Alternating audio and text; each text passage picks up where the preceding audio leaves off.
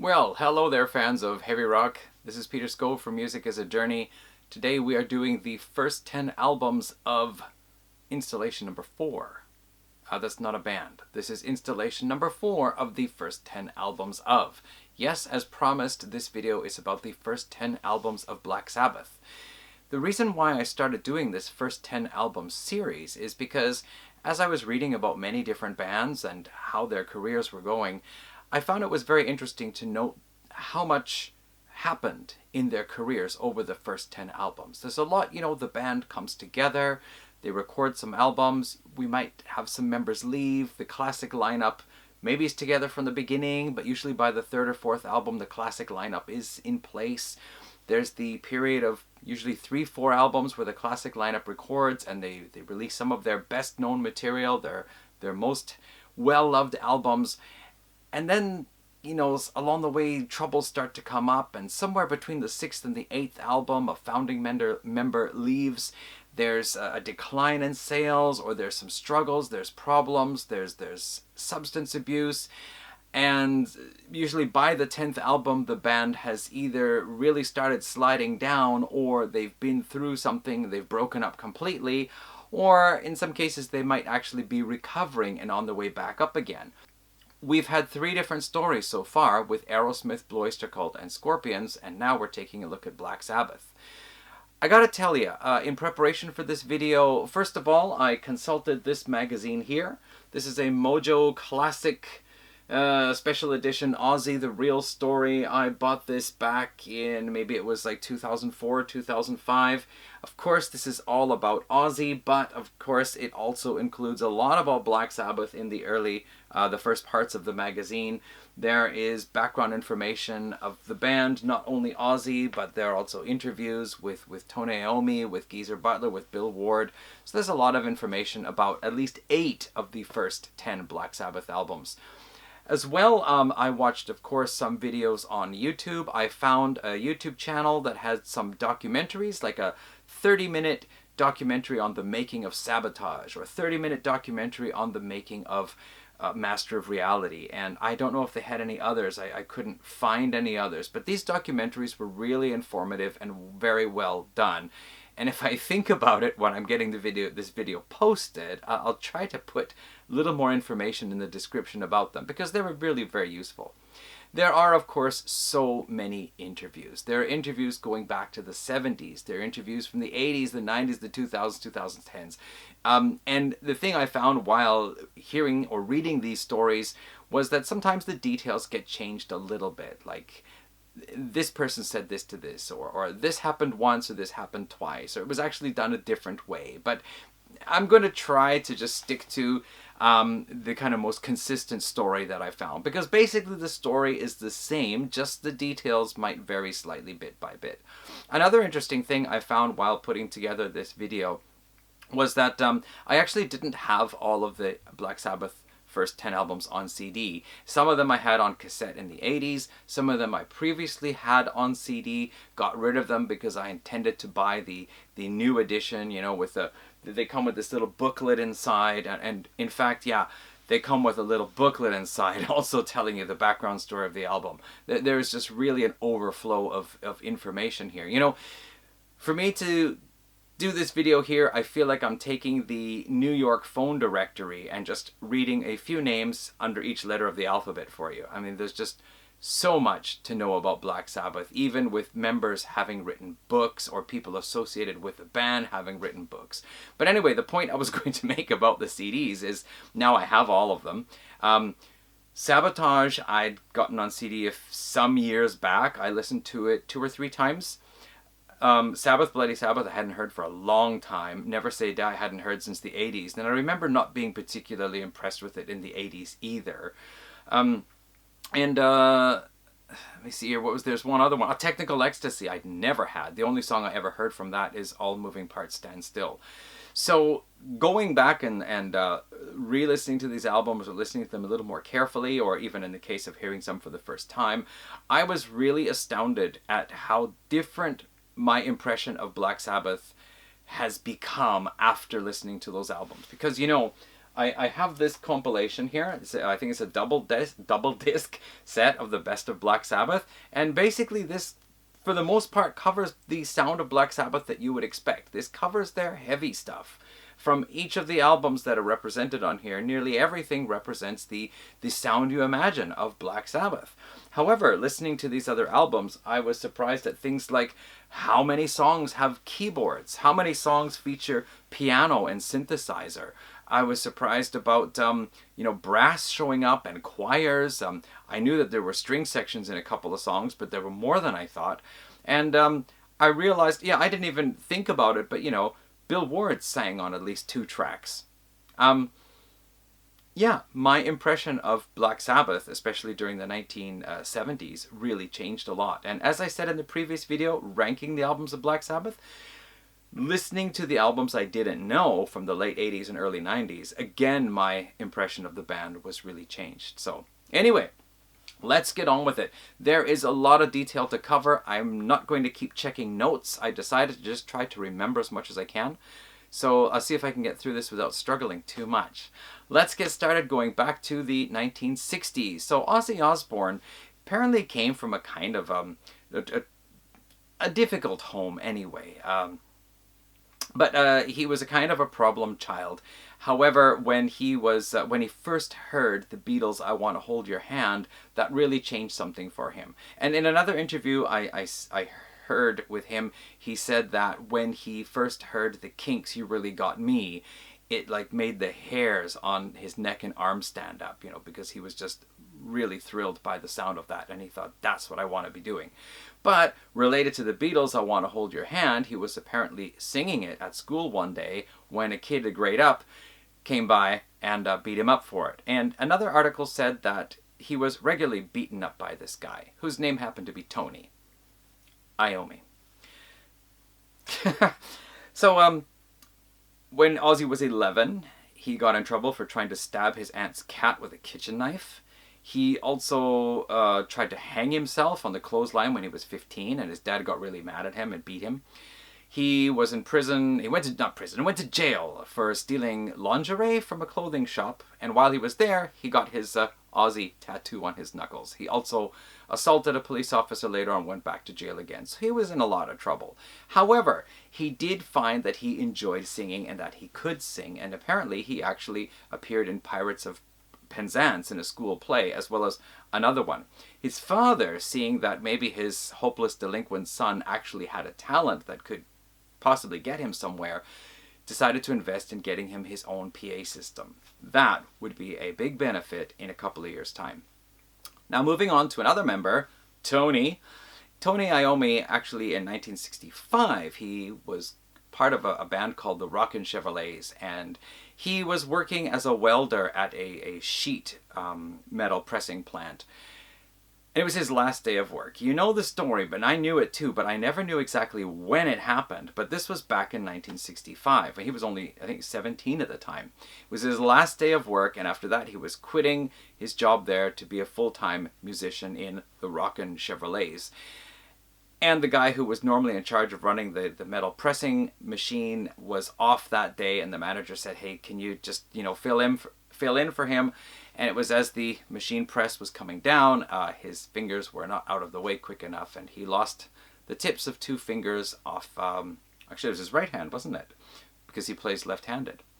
So that was a huge crushing thing, a tragedy for him, because he thought, well, great, now I cannot play the guitar anymore. And here he was, last day of work.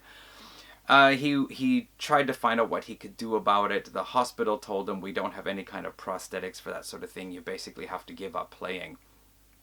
However, the manager, perhaps feeling guilty about what happened, brought over a Django Reinhardt, a jazz guitarist album, and played the album for Tony and said, what do you think? And he said, well, yeah, it's brilliant. What do you want me to think about it? He said, well, Django Reinhardt actually plays with only 2 of his fingers because 2 of them were damaged. They got burned and he couldn't play. So he's doing everything with just 2 fingers. So that inspired Tony. Okay, look, if that guy can play this well, then maybe I can get over this as well. So he took a dish detergent bottle and melted it down and made 2 plastic balls, which he then hollowed out with a soldering iron and fitted them over the tips of his fingers. Now, of course, plastic doesn't grip really very well on metal strings on a guitar, but by tying a bit of leather around the ends, he was able to get the grip that he needed. He didn't have that sensation in his fingertips that he had in the other normal ones, but he learned to play his own way. He said he had troubles playing fourths, he had to play fifths. Of course, there was also the question of down-tuning. Now, in 1965, the only band I ever heard of who down-tuned was the Music Machine. So I don't know if the Rockin' Chevrolets had to down-tune at that time, but certainly down-tuning later on not only led to the Black Sabbath heavy sound, but also made it a little bit easier for Tony to play.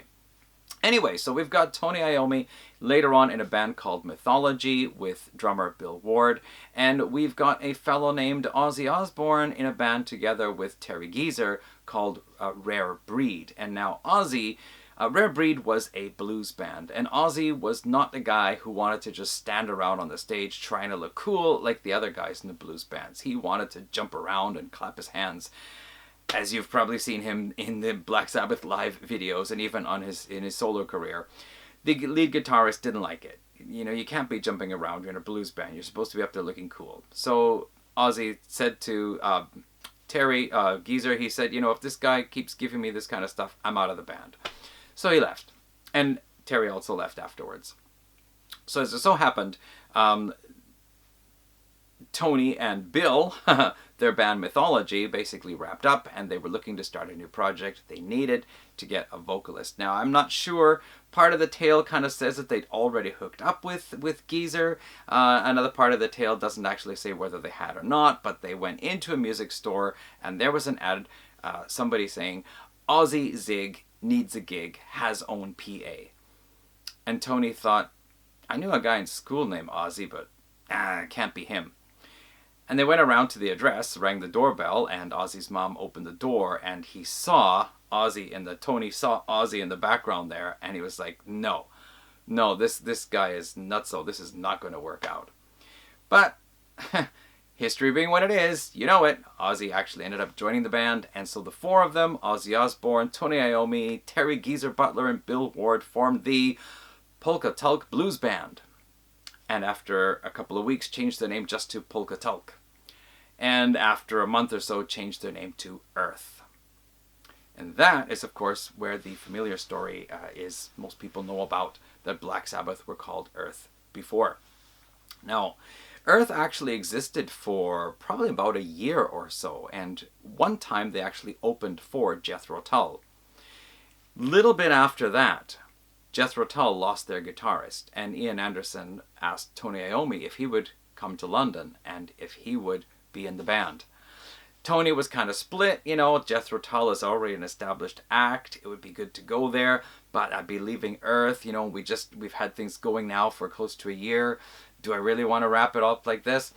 But the band said, no, you go on. So off he went to London, and he walked in and he saw lots of other guitarists there, and he thought, no, forget it, I'm not going to be part of this, and he turned around. But apparently some of the people from Jethro Tull ran after him and said, no, man, don't worry about it, don't worry. Ian wants to talk to you, he wants you in. So anyway, Tony Iommi actually joined Jethro Tull, and he found that Jethro Tull was very different from Earth. They were a working band, and Ian Anderson basically was the boss. So everybody up in the morning, into rehearsal space, rehearsing, writing music, whatever. I mean, it was like a business. It was not just, you know, a fun thing that you did in the afternoons and evenings. After a while, though, Tony thought, you know, basically it's Ian Anderson's band. He's the one who's directing it. And Tony was able to write some music. He actually did write one of the music or the guitar riff for one of the songs. I think it was off the debut album of Jethro Tull. But he decided that was not where he wanted to be, and he was going to go back to Earth. However, Ian Anderson said, okay, that's fine, I respect your decision. However, we're actually going to do this movie, Rock and Roll Circus, or movie or TV program with the Rolling Stones, and we need a guitarist. It's coming up real soon. Could you please do it? So Tony agreed, and Tony appears in that movie playing guitar for Jethro Tull. So back it was, he went to join up his mates in Earth, and they were getting around. They were going over to Germany. They were recording. And I don't remember the order of things exactly, but somewhere along the way, there's going to be two stories here. I don't know which one comes first. One of them is that they were booked one place to play and they were really surprised at the audience when they showed up. And that was when they realized there was another band called Earth who were actually playing a very different style of music. Apparently by this time, already, our Earth was already getting to be pretty heavy. So the show did not go down very well, and after that they decided they were going to change their name. Now the other side of the story is that I don't remember who it was, but somebody made an observation as they saw across the street was a movie theater playing the movie Black Sabbath with Boris Karloff, and somebody commented, "Isn't it funny how people will pay money to be scared?" And then they thought, why don't we switch our style and start doing scary music? Okay, so somewhere along the way here now, we've got this changeover, changing the band name, and the name that came up suggested was Black Sabbath. And Geezer actually said when he was younger, his older brother had seen the movie and he was too young to see it. But he always liked that title. He said, if I ever play in a band, I want the band's name to be Black Sabbath. So he said in one interview I saw. So anyway, the band changed the name to Black Sabbath. They started trying to play music that was darker and more sinister sounding. And somewhere along this way here, again, different variations on the story, but the one I remember hearing was that Tony walked into the room one day where Geezer was sitting with his bass and he was playing out the notes to a part in Mars, the Bringer of War from Gustav Holst's Suite the Planets. It was the part that was like, dun, dun, dun. And so Tony sat down, plugged in his guitar, and he played it his way, and he just made it sound rather not just ominous, but actually frightening. And everybody was just, wow, go with that. And they went with it, and that was the beginnings of the song, Black Sabbath. Now, then there, of course, there was Geezer, who at the time was really into the occult and was reading books about Satanism. And, he'd formerly studied Catholicism, actually. So a lot of Black Sabbath's lyrics later on that actually dealt with Christian type messages were because of his studies previously. But anyway, at this point in time, 1969, he was really into the occult, and he painted his apartment black and put like inverted crosses on the walls, and Ozzy gave him this very old book of magic or black magic, which he'd probably stolen from somewhere. And you all know the story. One night he woke up from a nightmare and Geezer saw a dark figure standing at the foot of his bed that just totally freaked him out. And next morning he went to throw away that book of black magic and found it was gone. He'd kept it in a cupboard because he didn't want it out in the room, but after that it was gone, and okay, I'm done with this. And that, of course, inspired the lyrics to the song Black Sabbath, what is this that stands before me? Big black shape with eyes of fire, based on that nightmare. But that's a story everybody knows. So anyway, apparently here now in 1969, I think it was November, John Peel, who is a big name in music in the 60s and 70s, he picked up on Black Sabbath and he said, guys, I want you to come into the studio, we're going to have you play 4 songs and it's going to be broadcasted. Now here's an interesting little side note. There was a band out of Peru called Pax, and they, in the CD I have, they claim that they heard of Black Sabbath in 1969, and that inspired them to write a song called A Storyless Junkie, which is a heavy rock track. And they claim that was inspired by Black Sabbath in 1969. Black Sabbath had released no singles at this point in time. The only thing I can find is that they appeared on the John Peel's show. So if that somehow had gotten to Peru, that might be the only way, that unless Pax have got their dates mixed up, I don't know. But anyway, they did that, and pretty soon, let's see here, they also got a manager, Jim Simpson, and yeah, in a little bit, in that November, it was decided that they were going to record an album and went to a studio with £500, and basically the album was recorded in 12 hours. Story is they had 3 days to do it. And the recording actually was done in 12 hours over 2 days, and the third day was done for mixing and adding the rain, thunder, and bell at the beginning. So, they had a year and a half of rehearsals.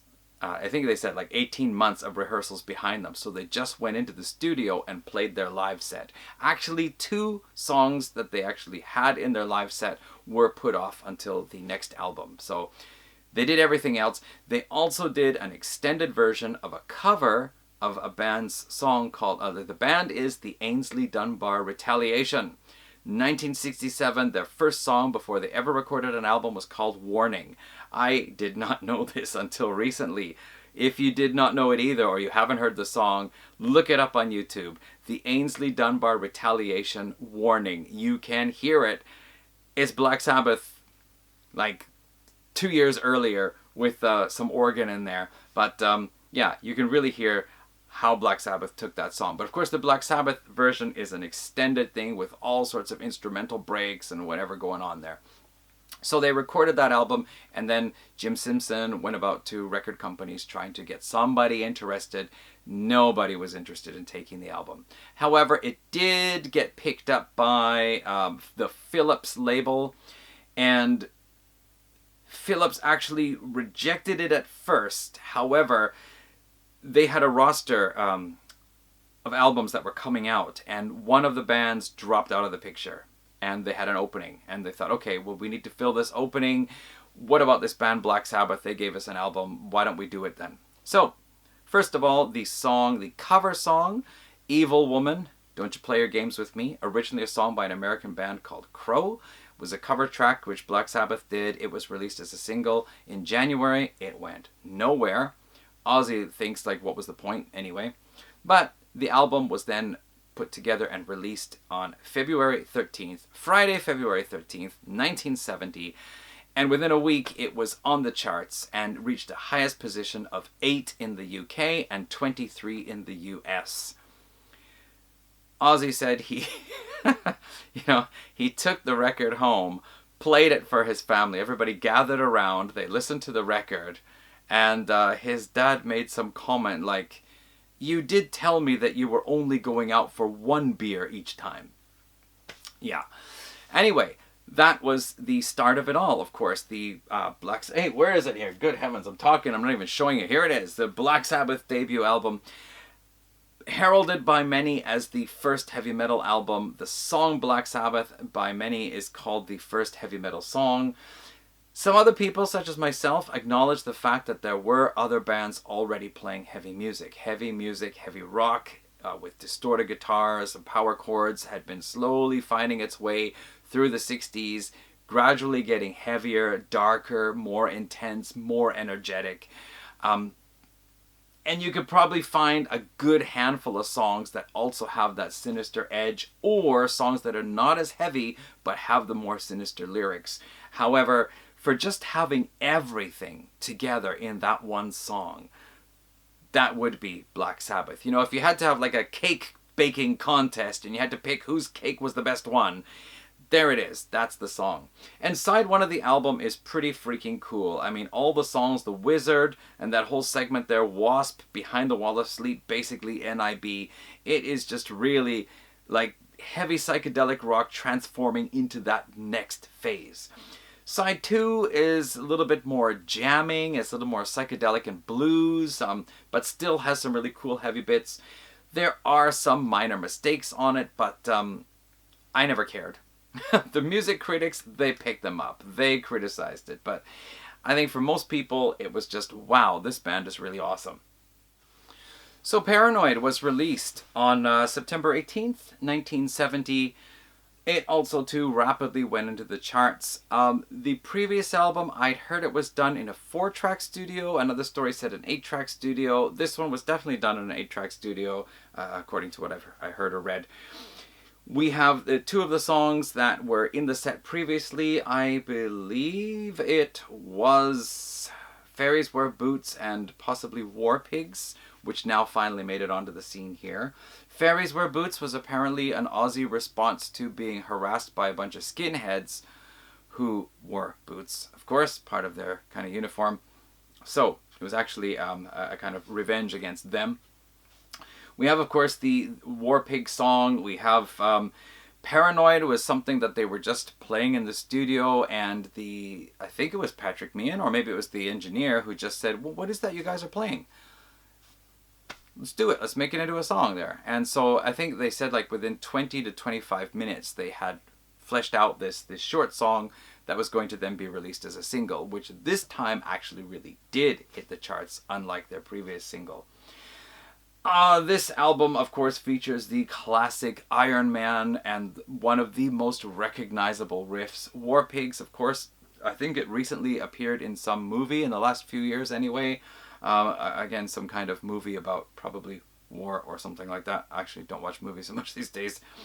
Planet Caravan features flute playing by Tony Iommi, and this goes back to his time with Jethro Tull. Now, an interesting thing I found out about Tony is that he actually experimented with many different instruments. Flute, here, and on the next album, he did a little bit of that.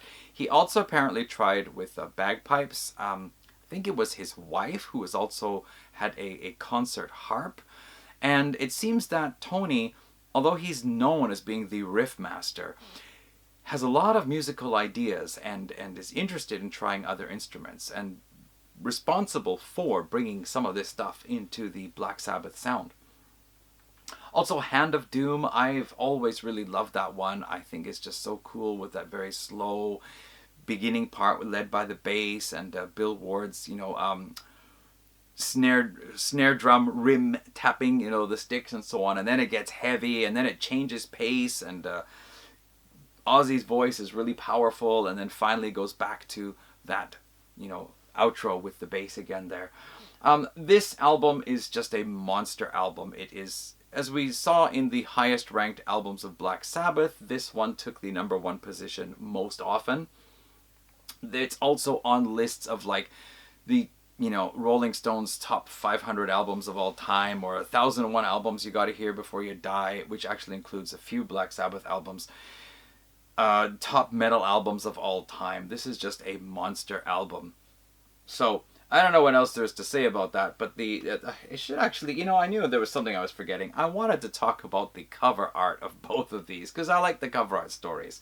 So the cover art photographer for both of these actually was Keith McMillan, and the story is they went out to this old, I think it was like a water wheel house, and one story I heard was that the woman just appeared during the photography session, but actually no, she was a model, and she's also wearing almost nothing under here, and it was actually rather a cold morning, and some of the poses they tried were a little bit more risque. I guess there was some leg or some cleavage showing, but they decided to just go with this image here, which captured that imagery of the dread and the doom of the album.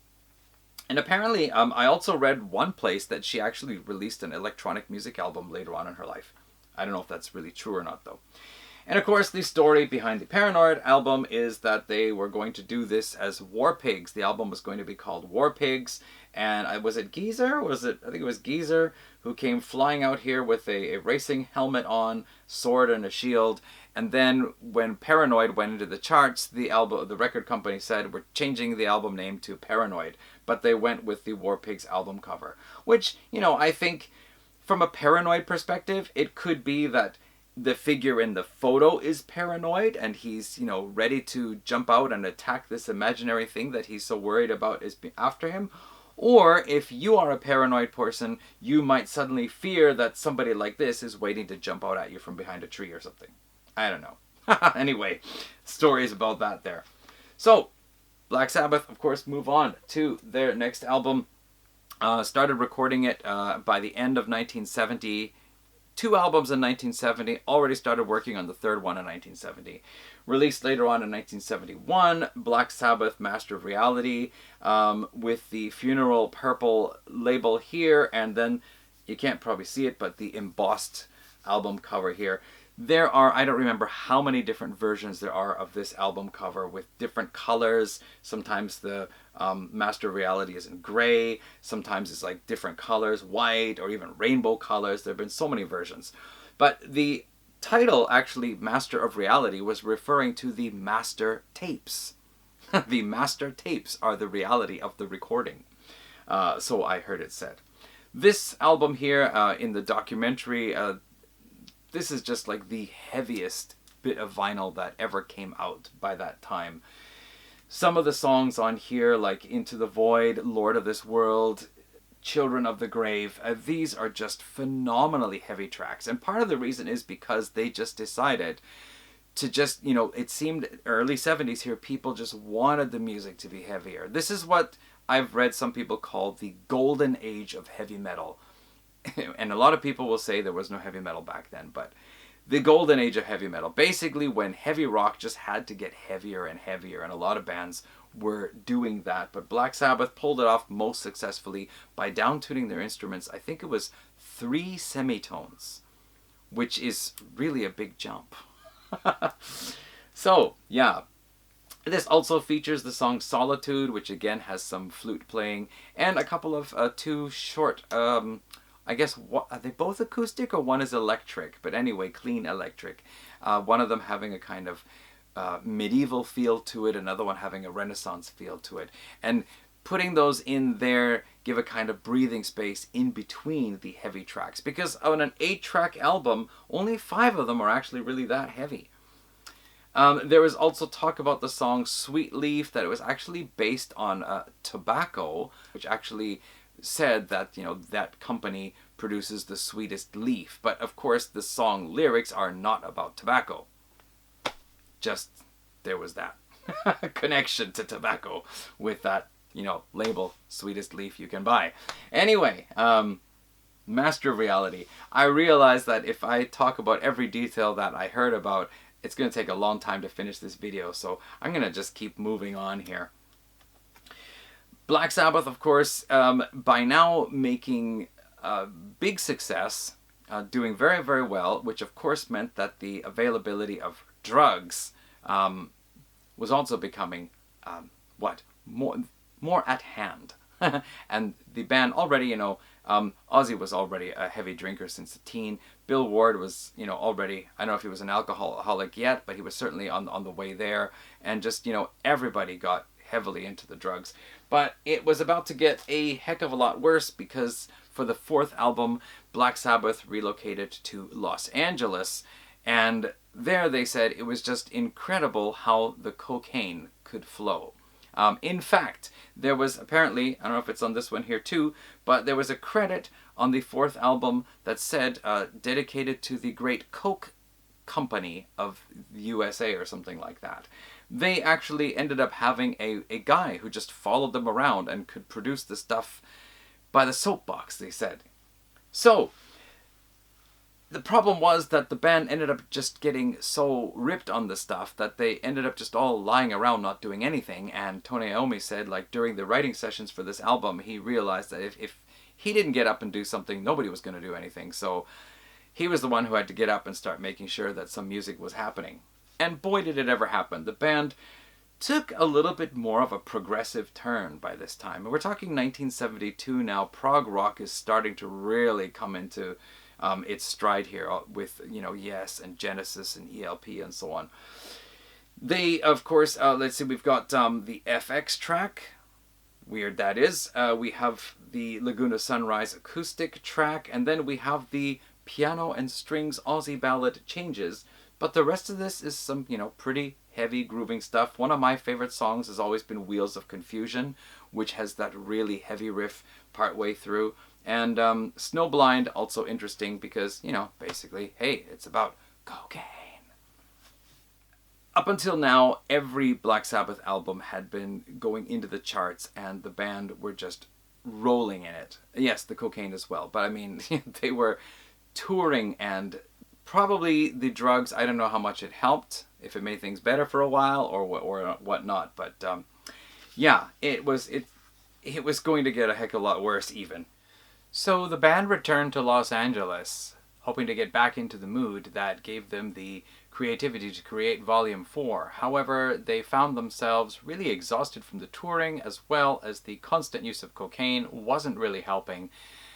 Tony Iommi especially had to consider that he was stuck with writer's block, and after a bit of frustration, they decided to quit Los Angeles. They went back and went to a castle I put the name down here if you want to know it. They went to a castle in England, and that was a really interesting location. First of all, they felt totally inspired by the time they got there. Like Tony Iommi said that I think it was within the first 30 minutes or so he came up with the riff for Sabbath, Bloody Sabbath. But one interesting thing about the castle was that, I mean, it was a really old English castle, and they would rehearse in the dungeon, which was kind of creepy as it was.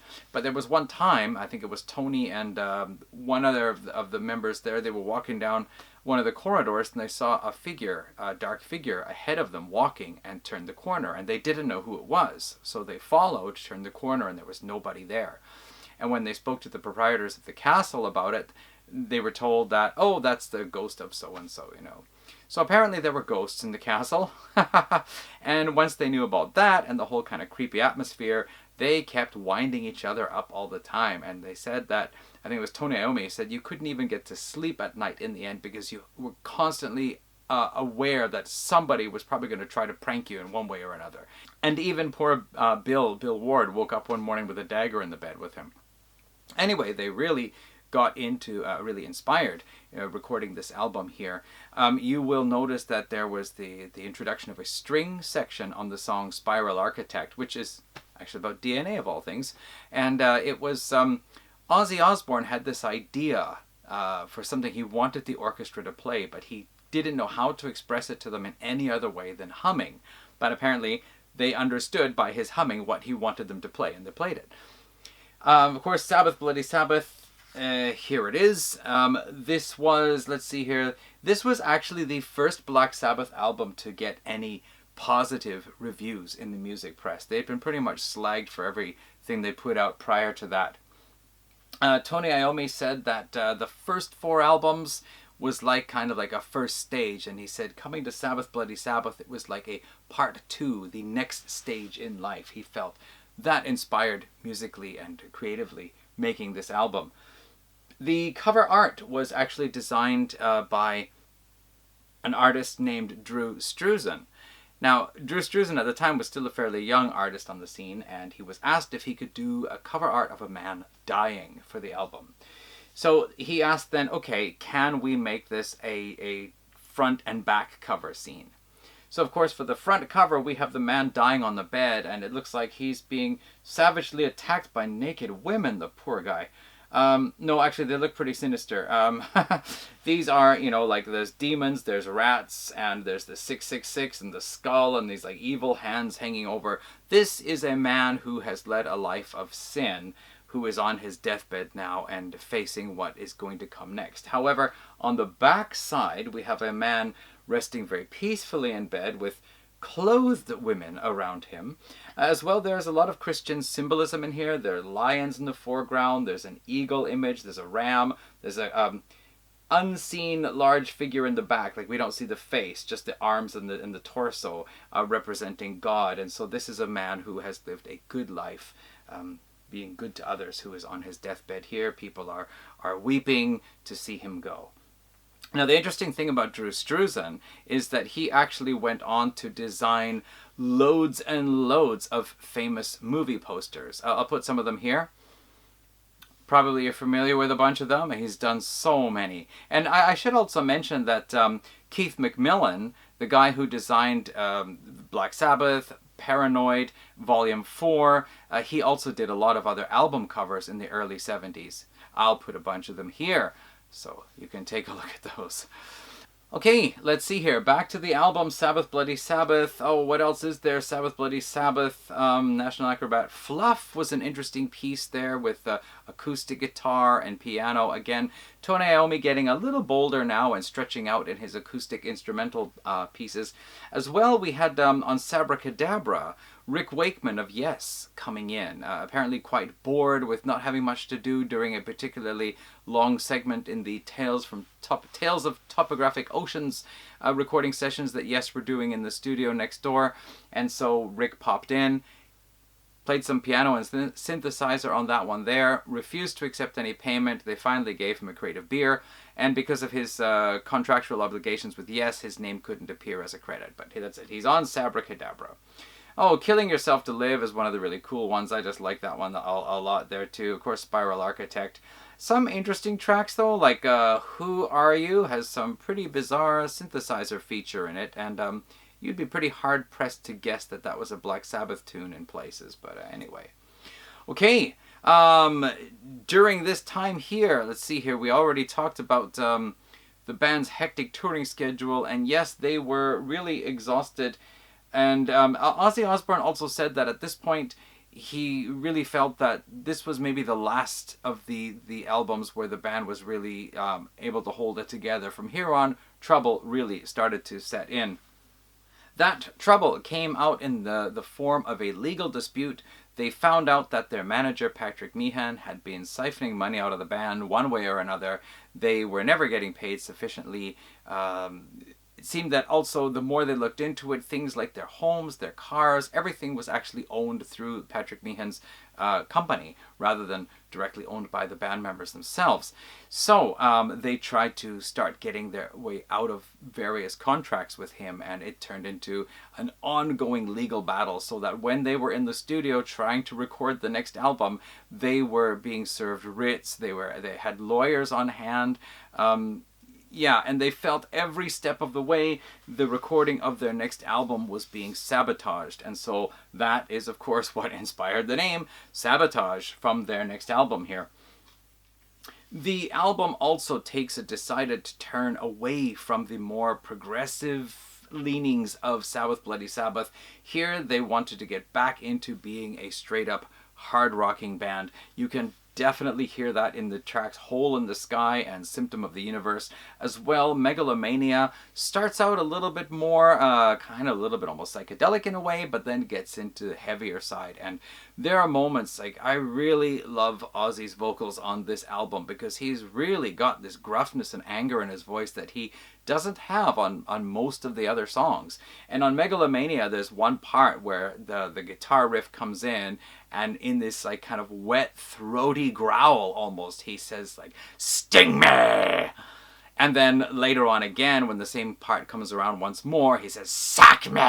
like this. And it's just so cool, I think, to hear Ozzy singing in that kind of a growly, sneering voice. It's awesome.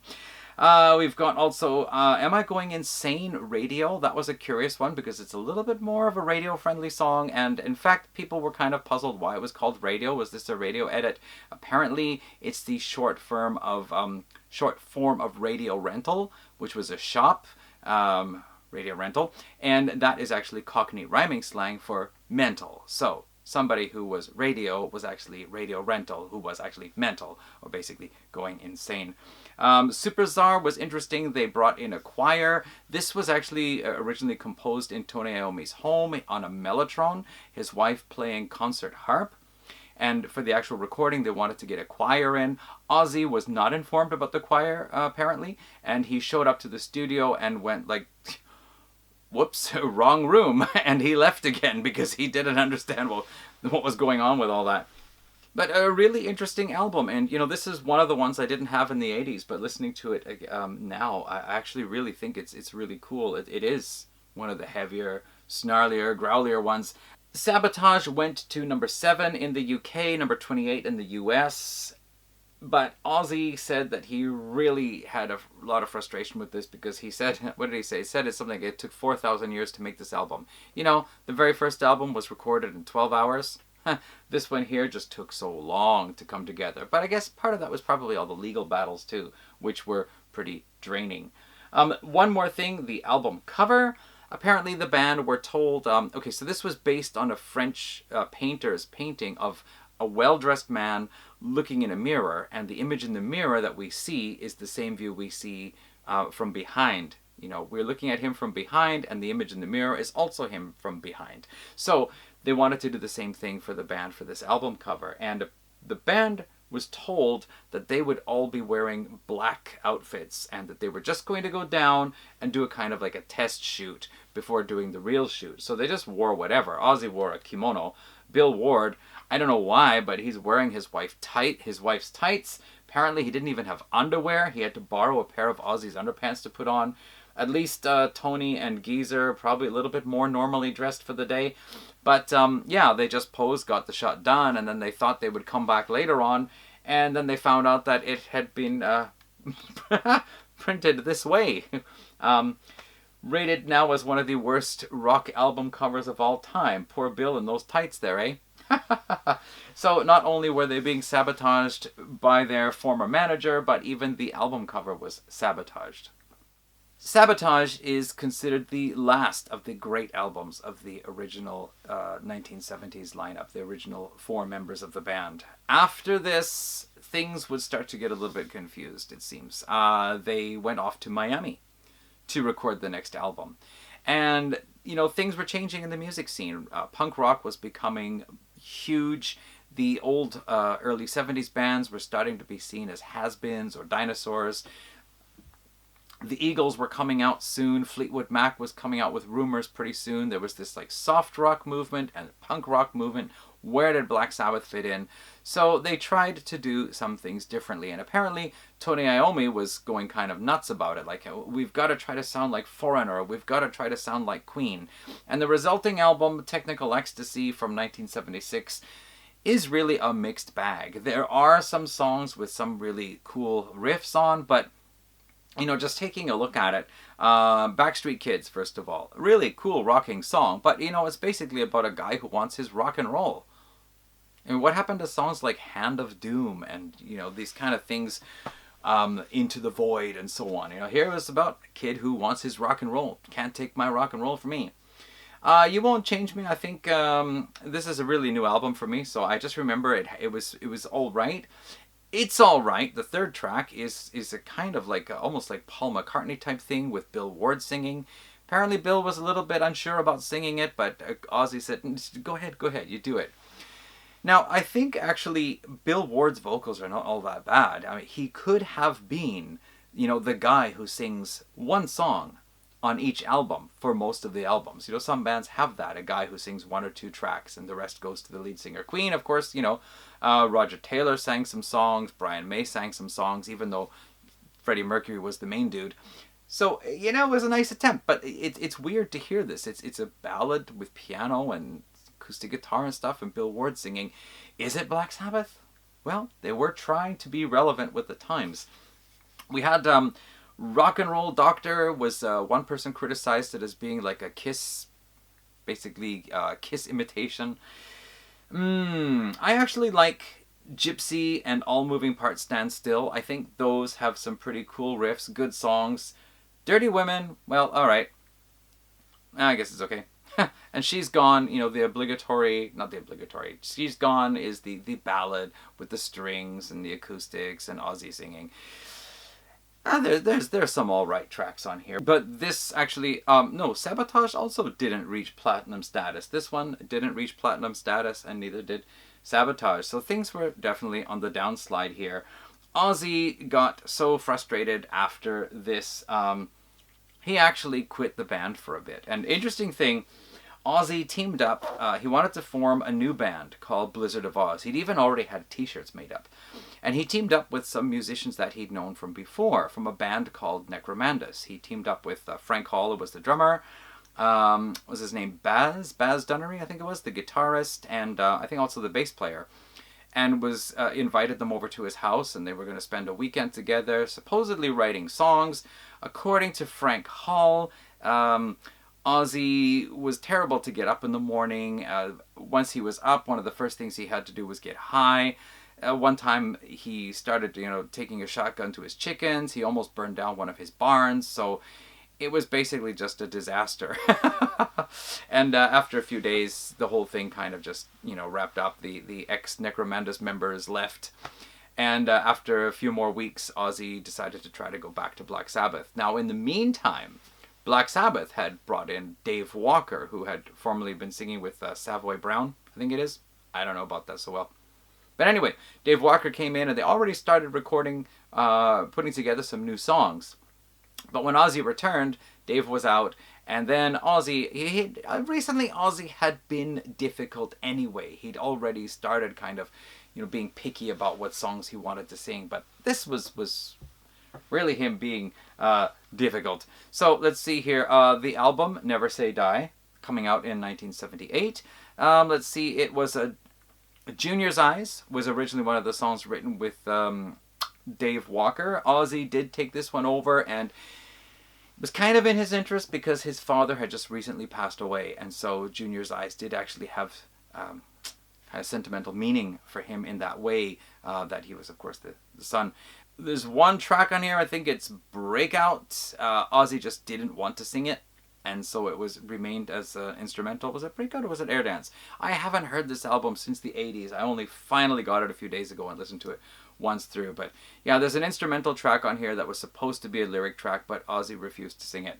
And Swingin' the Chain, Ozzy also didn't want to sing that one and gave it over to Bill Ward to sing. So Bill's second vocal performance. Yeah, you know, Hard Road, Never Say Die, pretty good stuff. Johnny Blade is a kind of pretty cool song, but the beginning, that synthesizer is just so weird again. I don't know. It's a kind of okay album. It has its good parts and it has its questionable parts, but after this, basically, the difficulties with Ozzy and the band's drug problem was just really getting to be so bad. You know, apparently they toured with AC/DC, and according to AC/DC's road manager, he said, you know, Black Sabbath were a mess. AC/DC were easily, you know, kicking their butts every night on stage out there. And there was actually even an incident with Malcolm Young and Geezer, where Geezer pulled out a switch comb, and Malcolm Young misunderstood it as a switchblade and thought he was being threatened. So yeah, difficult times, and in the end, you know, Ozzy's drinking and his problems just got to be so much, they finally said, no, we got to can this guy.